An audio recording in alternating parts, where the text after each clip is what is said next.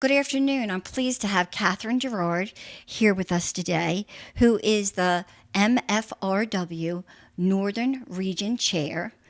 And Kathryn, you spearheaded a wonderful event that we will be soon doing where you brought together all the presidents of the different clubs in order to share their experiences with how they have become president and how women can contribute to the club.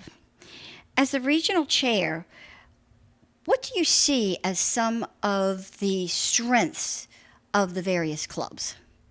Well, thank you, Karen. I am very happy to be here and to have you hosting this event with me and interviewing all the presidents. It's a wonderful group of women that I feel privileged to be working with. I see each individual club with a tremendous amount of strength. And it's interesting because these women weren't even really aware of how much strength they had.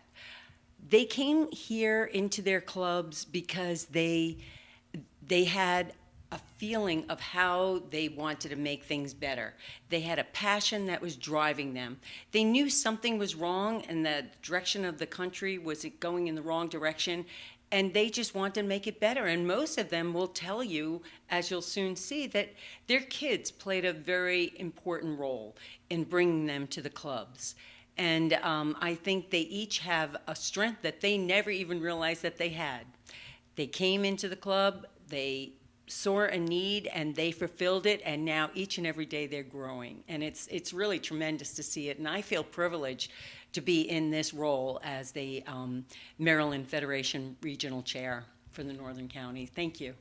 It is interesting to see all the clubs coming together. I think they're learning to work together. And could you kindly do me a favor and introduce who will be our speakers today, our interviewees, and the president of each one of those clubs? Oh, I'd be happy to. Gail Thies, who is the president of the Hopkins Republican Women. She comes from a long history of her mother being an activist, and from a young age, she worked hard and decided, this is what I like to do. She'll kid and say, oh, I don't want to do my homework, and so I tagged around with my mom, but it built up those strong values that she exudes today. And then there's Amy Wagner, who is the president of the Harford County Republican Women, who also came together into her club because I believe it was her uncle who was a county delegate or a councilman, something of that nature. And she saw how vibrant a club could be and how many opportunities it lends itself. Then Jatilia Wilson, the president of the Cecil County Club, she's an immigrant, and she realized where she came from and how she doesn't want to see the America that she and her family worked so hard to be a part of just be destroyed, just going down the wrong path. And she jumped in and wanted to be a part of it. Jolie is just fabulous for the Republican Women of Baltimore County. She just put her hands on the steering wheel and just kept it in drive and just wanted to bring home the points that are so important in Baltimore County as we move towards a Republican agenda. And let me see, who else? Mercedes. Oh, and Mercedes, excuse me, not last but not least.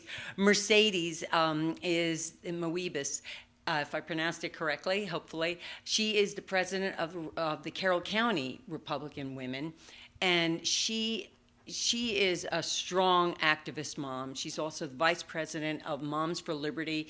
She has a fire in her heart, a passion that she just wants to help our country go in the right direction.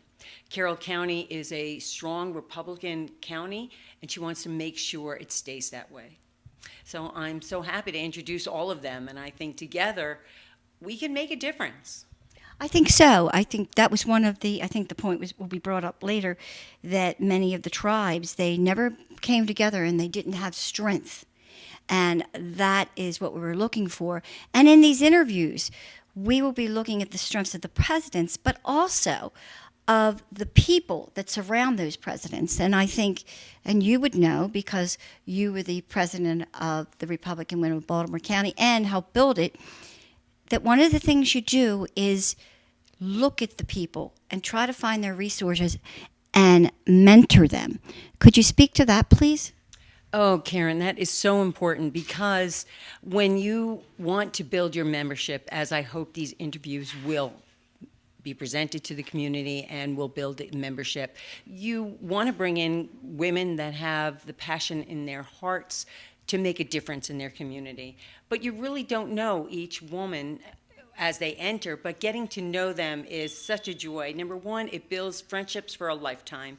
But number two, it brings out their strengths that some of these presidents may not have even known they had, and yet here they are in a major leadership role. And as you speak to some of the new members, you'll find new talents that each of them want to cultivate. And through each president, as they mentor these women and bring them into a role, they will just blossom and really build each club so that together we can make a strong difference. I think that's one of the advantages of the clubs, that so many women come and say they haven't felt like they've been able to speak out because of the cancel culture. They're afraid.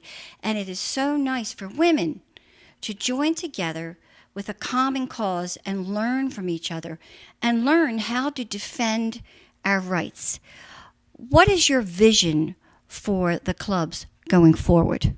Well, that is a wonderful observation on your part, Karen, that bringing all the clubs together creates the unification that we're looking for. And I think together, collectively, we are stronger. But the vision is to increase our membership, to grow our clubs, and with that, to grow our community in strong Republican values.